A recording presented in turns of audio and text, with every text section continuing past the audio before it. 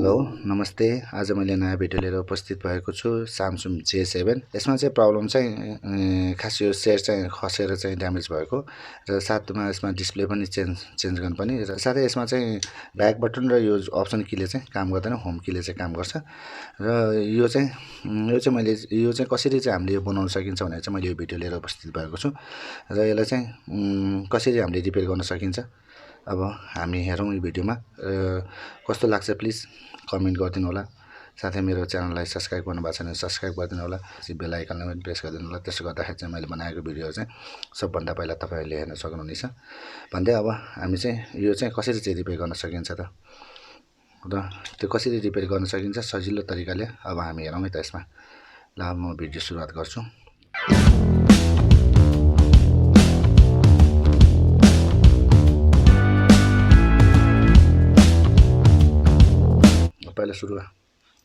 पहिला सुरु यसलाई हामीले अन गरेर हेरौँ। यसलाई चाहिँ हामी अन गरेर एकचोटि हेरौँ।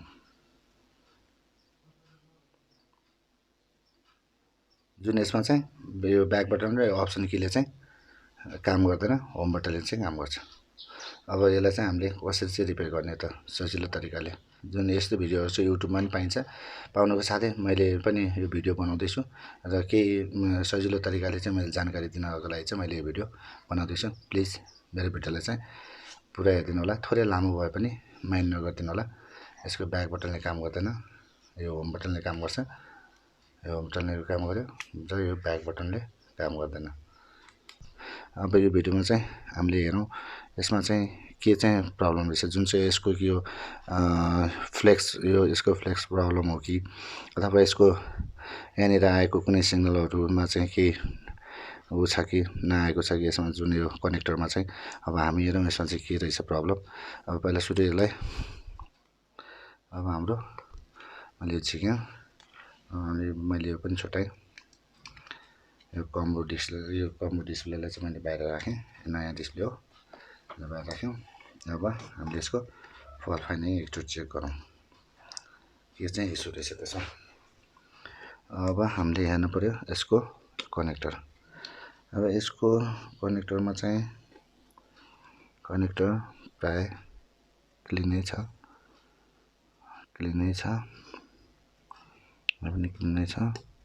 र यसमा चाहिँ हामीले हेर्नुपर्ने भनेको यसमा यसलाई हामीले भोल्टेज चाहियो। यसको जुन चाहिँ यसको 1 नम्बरमा चाहिँ प्लस भोल्टेज आउनुपर्छ, किनभने यसको उसमा जानलाई चाहिँ यसमा चाहिँ हाम्रो जुन यो आइसीमा चाहिँ यसभित्र आइसी हुन्छ। यो आइसीमा चाहिँ यसको लागि म निकाल्छु यसलाई पनि। त्यहाँ चाहिँ म आँचै छैन, पहिला एकचोटि हेरौँ। यसलाई बाहिर निकालौँ।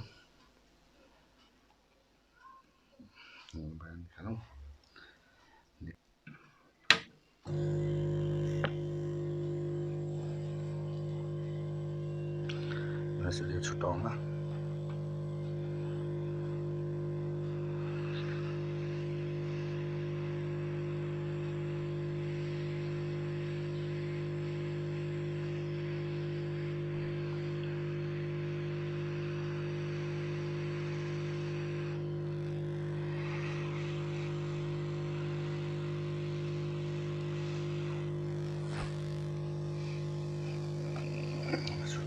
जुन यो ब्याक बटन र यो अप्सन कीको चाहिँ हाम्रो चाहिँ दुईवटा लाइन चाहिँ यो दुईवटा रजिस्टरबाट चाहिँ आएर चाहिँ यो दुईवटा चाहिँ क्यापेसिटरमा रहेको छ।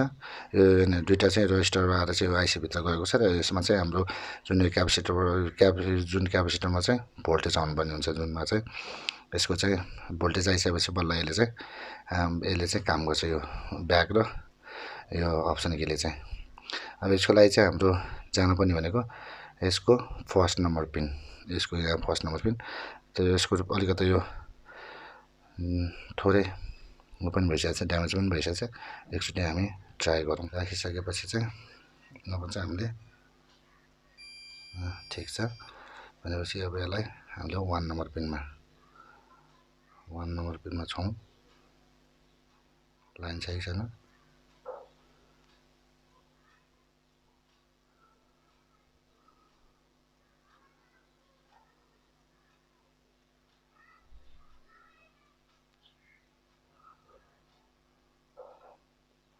लाइन यसबाट सरल लाइन आएको छैन। अब हाम्रो जुन यो यसको फर्स्ट ओभर पिन चाहिँ यसको जुन यहाँ यो जुन क्यापेसिटरबाट चाहिँ आउनुपर्ने हो, यसको लाइन छैन। यसको लागि चाहिँ हामीले के गरौँ भन्दाखेरि पहिला सुरु यो जुन यो फर्स्ट क्यापेसिटर छ,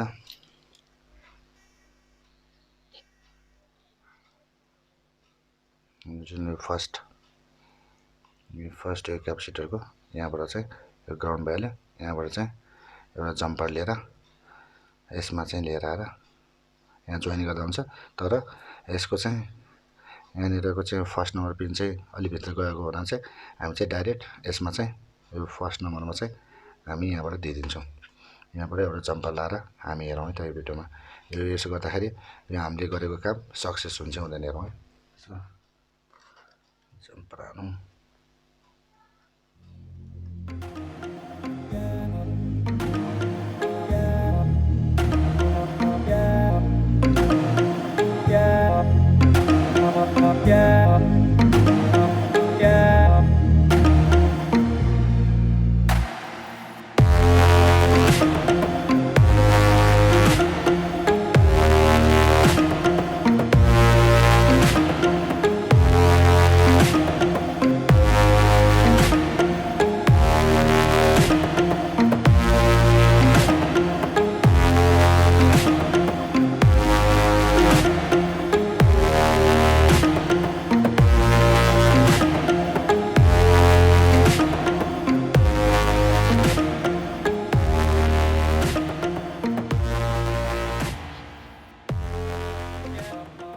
यसको हामीले यसको जुन फर्स्टमा चाहिँ लगेर यसलाई जोइन गर्थ्यौँ। पहिला सुरु यसलाई कटाउनु थोरै धेरै भएको छ। त्यसपछि यसलाई हामी जुन वायर छ यहाँबाट लिएर आएको जम्पर वायर, चाहिँ हामी चाहिँ अब यसमा जोइन गरौँ।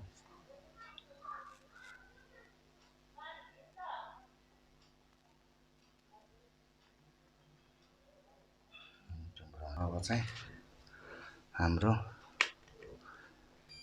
अब यहाँबाट आएको सिग्नल यहाँ आइपुगेको हेर्नेछौँ है त।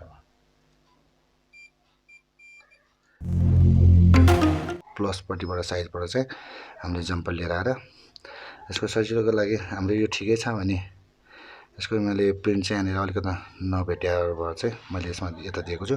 भएन यो ठिकै छ भने यसको 1 नम्बर पिनमा चाहिँ तपाईँले डाइरेक्ट दिन सक्नुहुन्छ। यसको दिँदाखेरि यो जुन कनेक्टर बिग्रिन सक्छ, कतिको प्रायः जसो आइरन तातेर चाहिँ त्यसको लागि सबभन्दा राम्रो यही खोलेर यसको यहाँनिर जुन यो क्यापेसिटरको प्लस भागमा जम्पर दियो भने हुन्छ। अब एकचोटि यो भयो कि भएन, बनाएको सक्सेस भयो कि भएन एकचोटि हामी हेरौँ त। अब डिस्प्ले हालेर भयो। अब यो जुन यो ब्याक बटन र अप्सन चाहिँ केले चाहिँ काम गर्छ गर्दैन अब हामी हेरौँ। होम बटनले चाहिँ काम गरिरहेको यसमा चाहिँ खास कारण चाहिँ कस्तो हुन्छ भन्दाखेरि यहाँबाट चाहिँ हाम्रो प्रिन्ट यो जुन यसमा चाहिँ फोल्डिङले गर्दाखेरि यता नआउनु पनि सक्छ। यसको जुन प्लस बोल्ट चाहिँ यसमा यसलाई आउनुपर्ने भोल्टेज चाहिँ कहीँ यताबाट चाहिँ अन ब्रेक भएको हुनसक्छ। अब यहाँबाट चाहिँ हामीले डाइरेक्ट यसमा नापेर हेरौँ। यहाँबाट यहाँसम्म ठिकै छ भने यहाँबाट यता हेर्ने कुरो हो। अथवा यहाँ पहिला सुरु चाहिँ हामीले हेरौँ कि यहाँदेखि यहाँसम्म कनेक्सन ठिकै छैन 1 नम्बरमा छ भने ठिकै छ, हामीले जुन हेर्नु पऱ्यो। नभएको खण्डमा हामीले अर्को फ्लेक्स पनि हालेर हेर्नु पऱ्यो। तर मैले अर्को फ्लेक्स पनि चेक गर्दाखेरि चाहिँ त्यो फ्लेक्स पनि आएको थिएन। त्यही कारणले चाहिँ मैले चाहिँ यो जुन यहाँनिरको कनेक्टर पनि अलिकति हो र यहाँदेखि यहाँसम्म 1 नम्बरमा जुन आउनुपर्ने सिग्नल त्यो पनि आएको थिएन। त्यही कारणले चाहिँ मैले यहाँदेखि यहाँसम्म चाहिँ मैले जम्पर गरेको छु। किनभने यहाँ जुन 1 नम्बरदेखि यहाँसम्म चाहिँ लाइन हुनुपर्छ, जुन यो क्यापेसिटरको यो प्लसपट्टि हुनुपर्छ होइन, प्लसपट्टिको लाइनमा चाहिँ हुनुपर्छ। यहाँदेखि चाहिँ यहाँसम्म चाहिँ सिग्नल हुनुपऱ्यो, जुन कनेक्सन हुनुपऱ्यो 1 नम्बरमा। अब 1 नम्बरमा नै कनेक्सन थिएन, त्यही कारण चाहिँ मैले यसबाट चाहिँ जुन जम्पर लिएर आएर यहाँ दिएको छु यसमा दिएको छु। यसमा चाहिँ किनभने 1 नम्बरमा चाहिँ थोरै प्रिन्ट चाहिँ अलिकति खिया जस्तो भएर चाहिँ मैले डाइरेक्ट यो खोलिदिएको। यही कनेक्टरमा दिँदा नि हुन्छ, प्रायः जस्तो आइरन तातो हिर्छ हुन्छ नि, कनेक्टर बिग्रिन सक्ने भएर चाहिँ यो खोलेर मैले डाइरेक्ट यसमा दिएको। अब एकचोटि हामीले बनाएको काम भयो कि भएन हेरौँ है त। अब यसलाई गऱ्यौँ। गरिसकेपछि ब्याक बटनले काम गर्यो। ब्याक बटनले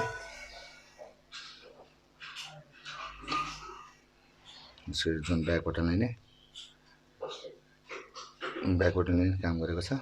यो जुन चाहिँ यो चाहिँ लक भएको कारणले चाहिँ यसको चाहिँ अप्सन किजले चाहिँ मैले देखाउन पाएन। यो चाहिँ अरू लक छ, लकको कारणले चाहिँ यो चाहिँ काम गर्दैन। तर यो काम गरेपछि यो 100% काम गर्छ। यो जुन यसरी चाहिँ हामीले सक्सेस गर्न सकिन्छ। राम्रो लाग्यो नि नलागे पनि प्लिज कमेन्ट चाहिँ गरिदिनु होला।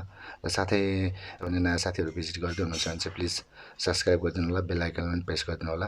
र साथै मेरो भिडियो थोरै लामो भएमा प्लिज बिचमा नछोडिदिनु होला, पुरै हेरिदिनु होला। र साथै नयाँ भिडियोहरू यस्तो भिडियोहरू पनि म लिएर आउने प्रयासमै छु। र हजुरलाई कस्तो भिडियो हेर्न मन लाग्छ, कस्तो टाइपको चाहिँ भिडियो तपाईँहरूलाई मनपर्छ प्लिज कमेन्टमा लेखिदिनु होला। त्यही अनुसारले चाहिँ म भिडियो बनाउने प्रयास गर्नेछु। यो कस्तो लाग्यो प्लिज लाइक, कमेन्ट, सेयर गरिदिनु होला भन्दै आजको जुन यो म भिडियोबाट चाहिँ बिदा लिन चाहन्छु।